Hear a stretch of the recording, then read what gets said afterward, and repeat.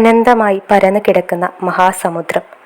അതിൻ്റെ തീരത്ത് എന്ത് ചെയ്യണമെന്നറിയാതെ പകച്ചു നിൽക്കുന്ന വാനരപ്പട.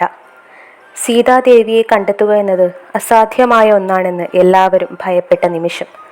അപ്പോഴാണ് വൃദ്ധനായ ജാമ്പവാൻ ആ സത്യം വിളിച്ചു പറഞ്ഞത്. ഹനുമാൻ, നിനക്ക് സാധിക്കാത്തതായി ഒന്നുമില്ല. തൻ്റെ ഉള്ളിലെ പവനപുത്രൻ്റെ ശക്തി തിരിച്ചറിഞ്ഞ നിമിഷം ഹനുമാൻ ഒരു മഹാപർവ്വതം പോലെ വളർന്നു. ആ പാദങ്ങൾ ഭൂമിയിൽ അമർന്നപ്പോൾ പർവ്വതങ്ങൾ വിറച്ചു. ജയ് ശ്രീറാം എന്ന സിംഹഗർജനത്തോടെ അദ്ദേഹം ആകാശത്തേക്ക് കുതിച്ചുയർന്നു. മേഘങ്ങളെ കീറിമുറിച്ചും സമുദ്രത്തിലെ രാക്ഷസ കടമ്പകളെ തകർത്തെറിഞ്ഞും ആ പവനപുത്രൻ ലങ്കയുടെ മണ്ണിൽ ചെന്നിറങ്ങി.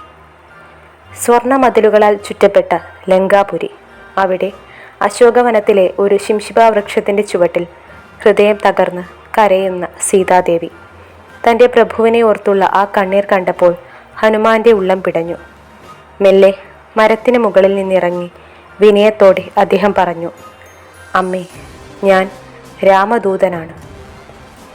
ശ്രീരാമൻ നൽകിയ അടയാളവാക്യങ്ങളും ആ പവിത്രമായ മോതിരവും കണ്ടപ്പോൾ ദേവിയുടെ മുഖത്ത് വിരിഞ്ഞ ആശ്വാസം വർണ്ണനാതീതമായിരുന്നു.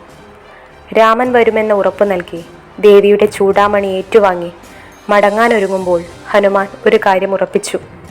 ലങ്കയുടെ അഹങ്കാരത്തിന് ഒരു തിരിച്ചടി നൽകിയിട്ടേ താൻ മടങ്ങും. രാവണന്റെ പടയാളികളെയും പുത്രനായ അക്ഷകുമാരനെയും വധിച്ച ഹനുമാൻ ഒടുവിൽ രാവണസഭയിലെത്തി. പ്രതാപിയായ രാവണന്റെ മുന്നിൽ കൂസലില്ലാതെ നിന്നു ആ വാനരവീരൻ. ഇരിക്കാൻ പീഠം നൽകാത്ത രാവണന് മറുപടിയായി തൻ്റെ വാല് ചുരുട്ടി സിംഹാസനത്തേക്കാൾ ഉയരത്തിൽ അദ്ദേഹം ഇരുന്നു. കോപാകുലനായ രാവണൻ കൽപ്പിച്ചു, ഈ കുരങ്ങൻ്റെ വാലിന് തീയിടുക. പഞ്ഞിയും തുണയും എണ്ണയും ഒഴിച്ച് അവർ വാലിൽ തീ കൊളുത്തി. എന്നാൽ അവർ അറിഞ്ഞില്ല അത് ലങ്കയെ വിഴുങ്ങാൻ പോകുന്ന പ്രളയാഗ്നിയാണെന്ന്. വായുപുത്രൻ ആകാശത്തേക്ക് കുതിച്ചു. വീടുകൾക്കും സ്വർണ്ണ കൊട്ടാരങ്ങൾക്കും മുകളിലൂടെ അദ്ദേഹം പാറി നടന്നു. വാലിലെ അഗ്നി ഒരു കൊടുങ്കാറ്റായി മാറി ലങ്കാപുരിയെ ചുട്ടു ചാമ്പലാക്കി.